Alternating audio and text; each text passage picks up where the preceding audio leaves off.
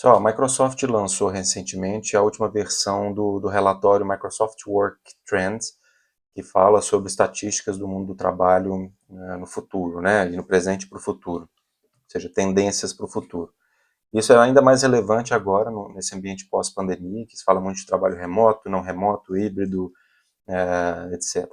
Então eu quero trazer aqui para vocês só alguns highlights, alguns destaques, alguns indicadores destaques que eu acho que são relevantes para você, CEO, executivo de uma startup ou até de uma grande empresa, para ter em mente como um risco, por um lado, e uma oportunidade, por outro. Vai depender de como você encarar esses dados que eu vou mostrar aqui.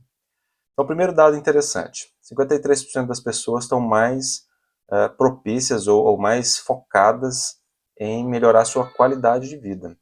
Uma vez que durante a pandemia a gente teve a possibilidade de viver uma vida, um conforto, uma qualidade de vida melhor, apesar de todos os pesares, trabalhar a partir de casa, estar sempre com a sua família, isso mudou muito a visão das pessoas e ninguém quer mais voltar para o modelo antigo de pegar trânsito todo dia, etc. Né?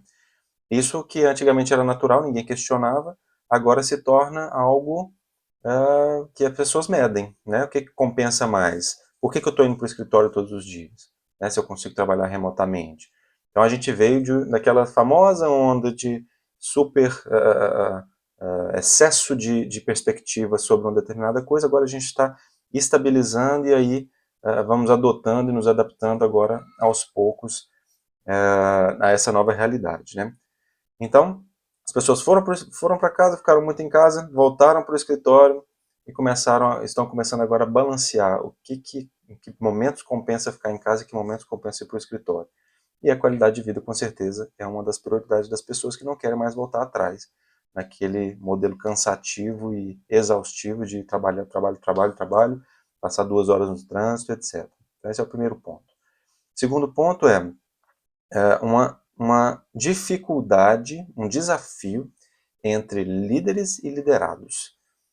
Por um lado, 85% dos líderes acham difícil, tem dificuldade em confiar na produtividade das equipes remotamente. A gente vai falar sobre isso em um pouquinho mais de detalhes. Mas, do outro lado, 73% dos empregados sentem que precisam de melhores razões para ir ao escritório. E o que a gente tem visto na prática, no mundo todo, sim, é importante ir ao escritório, mas esse modelo de 2 vezes por semana, 3 vezes por semana, tem se mostrado totalmente incoerente, né? Porque você vai para, ainda mais em empresas globais, você vai para o escritório para ficar o dia inteiro em reuniões online. Você não cumpre aquilo que seria o benefício de ir presencialmente, que é a interação entre as pessoas. E, por outro lado, o custo de ter que ir para o escritório para chegar lá e passar o dia inteiro online, as pessoas estão ficando, depois de ter experimentado o remoto, elas estão ficando cada vez mais indignadas, né? E menos suscetíveis a aceitar esse tipo de coisa. E o que acontece então? Isso faz com que os funcionários, os talentos que têm alternativas, vão fazer match, né, com aquelas empresas que disponibilizam o modelo de trabalho que elas acreditam. É um modelo flexível, híbrido, né? Então, quem que vai ditar aqui quem vai ganhar essa briga, digamos assim? Se ninguém fizer nada, vai ser uma briga. E quem vai ganhar essa briga vai ser a oferta e a demanda. Depende de quem tiver em alta no momento. Se eu tenho poucos talentos e muito emprego para esses talentos, eles é que vão dizer se nós vamos voltar para o presencial, para o híbrido, para o remoto, etc. Né? Porque se ele tem alternativa e ele prefere o remoto, ele vai para uma empresa que oferece remoto. E nesse ponto tem um destaque aqui que é, mais uma vez, as startups vão sair na frente. Porque as startups, muitas vezes por falta de recursos, por limitações de recursos, vão acabar adotando o trabalho remoto e achando um jeito de fazer o trabalho remoto funcionar bem. E nos momentos presenciais é muito mais fácil você alugar um coworking, né, uma sala de reuniões compartilhada, alguma coisa que você só paga aquele dia. Então, mais uma vez, as startups vão sair na frente por terem flexibilidade, né, e serem mais enxutas também, etc. Né? Beleza, então a gente tem líderes que têm dificuldade em confiar nas pessoas e empregados que não veem, que precisam de razões mais fortes para estarem no na empresa, para irem presencialmente. Beleza. Questões práticas agora. O que eu tenho visto é que o trabalho presencial tem sido obrigatório, né, 2, 3 vezes por semana. O modelo que se tem adotado é esse, né, duas vezes por semana obrigatoriamente. Esse é o modelo assim, mais comum. Mas ele não tem surtido efeito, não tem trazido frutos. E as pessoas estão vendo isso. Tanto os líderes quanto os liderados estão percebendo que esse modelo não tem resultado nem na interação que eles buscavam e nem na flexibilidade que os funcionários gostariam de ter. Então, eu acredito que no médio e longo prazo o trabalho remoto vai ser predominante. Agora, é bom a gente separar aqui alguns modelos aqui de trabalho, para não ficar aquele do presencial, remoto e híbrido. Tem mais modelos do que isso. O que é o híbrido? O full remote, a gente sabe que é 100% remoto a partir de casa. O full on-site, né, ou totalmente presencial, a gente sabe que é presencial. Mas o híbrido, ele tem umas subdivisões. Por exemplo, híbrido em que eu tenho obrigatoriamente que ir X vezes por semana ao escritório. Esse é um modelo, que é o que mais tem sido adotado.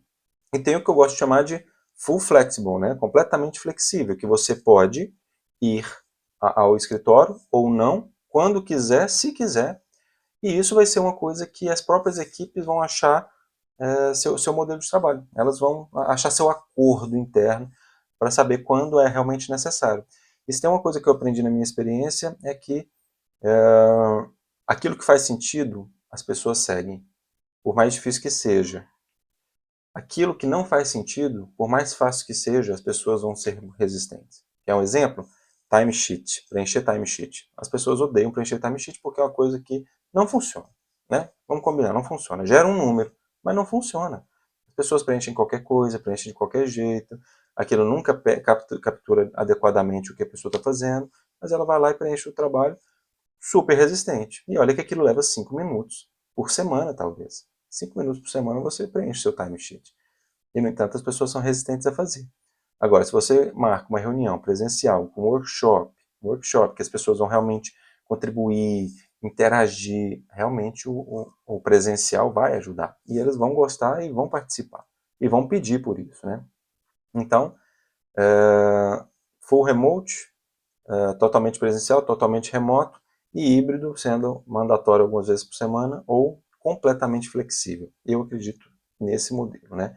Claro que tem casos e casos, tem áreas que é necessário realmente estar lá presencialmente. Outra estatística interessante. Agora a gente vai para um ponto chave. Para funcionar o modelo remoto, e o modelo remoto agora é uma realidade, não vai embora, para o modelo remoto funcionar, é preciso adaptar o modelo de gestão.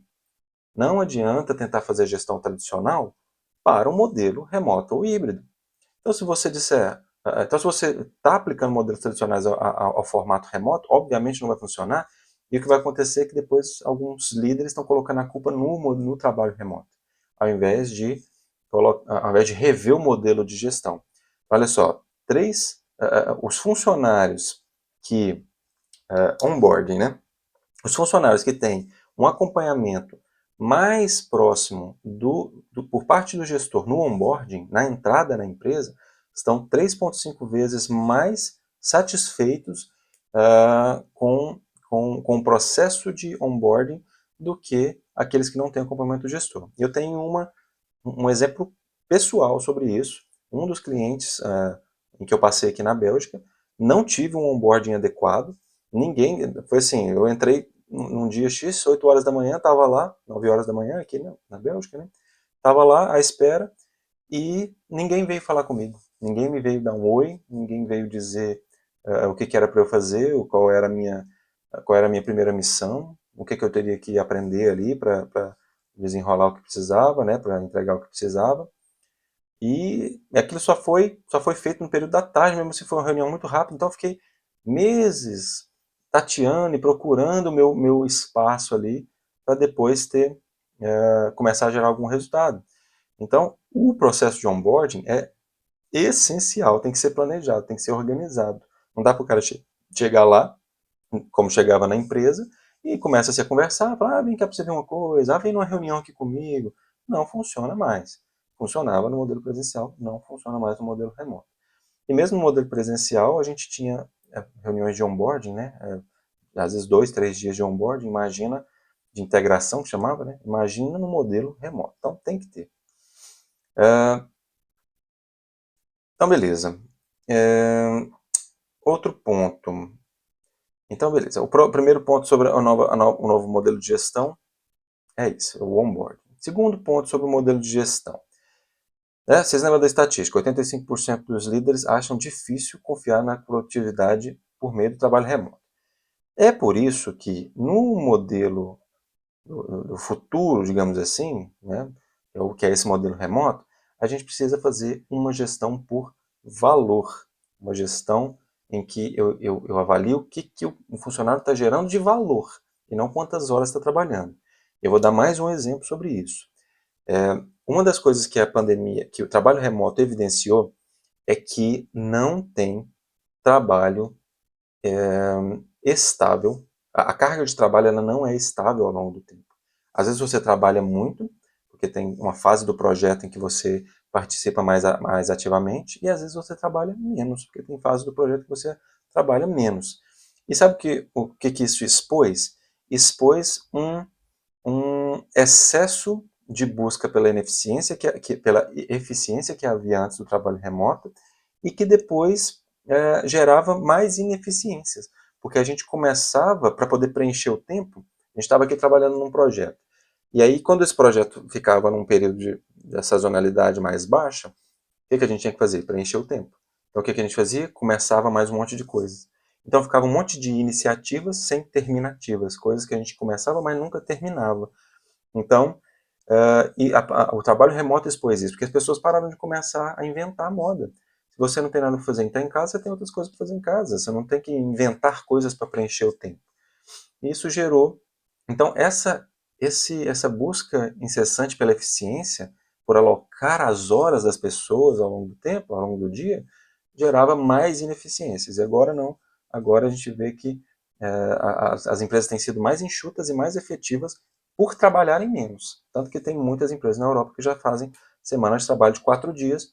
Outra coisa que eu acho também a forma errada de resolver esse problema, que a questão não é se é 4 dias, se é 3 dias, se é 5 dias, a questão é flexibilidade para, se você não tem o que agregar agora, você não tem que ficar com a bunda sentada na cadeira esperando. Não, você vai viver sua vida, resolver suas coisas. Em algum momento você vai ter que fazer isso. Então você trabalha mais focado, porque resolveu os problemas, você trabalha mais feliz porque tem uma qualidade de vida melhor e ainda é mais eficiente. Né? Então, gestão por valor. E o profissional tem que gerar de valor. E é isso que você tem que medir enquanto gestor. Para isso, você não precisa monitorar as horas. Segundo, excesso de horas diminui a produtividade. É isso que eu acabei de falar.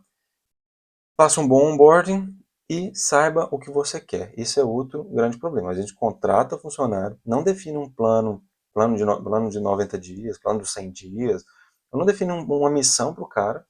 Então, além de não fazer um bom onboarding que proveja as informações que o cara precisa para cumprir sua missão, ele nem sabe a missão que ele tem que cumprir.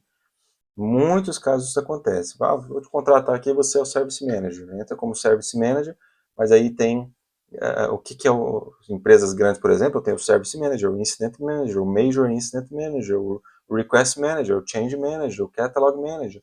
Então, qual que é o papel desse cara no meio disso tudo? Então, o que você espera dele? A expectativa tem que estar clara. Qual que é o valor? Se eu vou fazer uma gestão por valor, o que eu considero valor tem que estar claro. Beleza, então conclusões aqui. Primeiro, trabalho remoto, híbrido, o que vai acontecer? Simples, quem vai decidir é quem tiver, para onde a balança estiver pendendo, né? Se é a oferta e a demanda. Então, se eu tenho poucos talentos e muitas vagas, são os talentos que vão decidir se eles querem remoto, híbrido ou presencial. E, do meu ponto de vista, eu acredito que seja o totalmente flexível, que você pode ir ou não para o escritório quando você quiser. Então, mesmo em empresas grandes como o Google, o pessoal está protestando para não ir, ser forçado a ir presencialmente. Então, ou o gestor se adapta ou ele vai perder os talentos. Depois não adianta dizer que existe uma perda de mão de obras ou a crise de talentos. né, etc. Né? Segundo, o trabalho remoto ele tem que ser habilitado. Não adianta usar o modelo presencial para fazer uma gestão digital, uma gestão remota.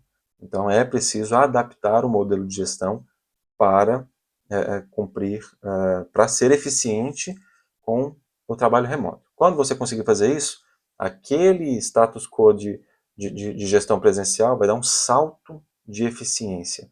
Quando você ajustar o seu modelo de gestão, você vai começar a aproveitar as oportunidades de trabalho remoto.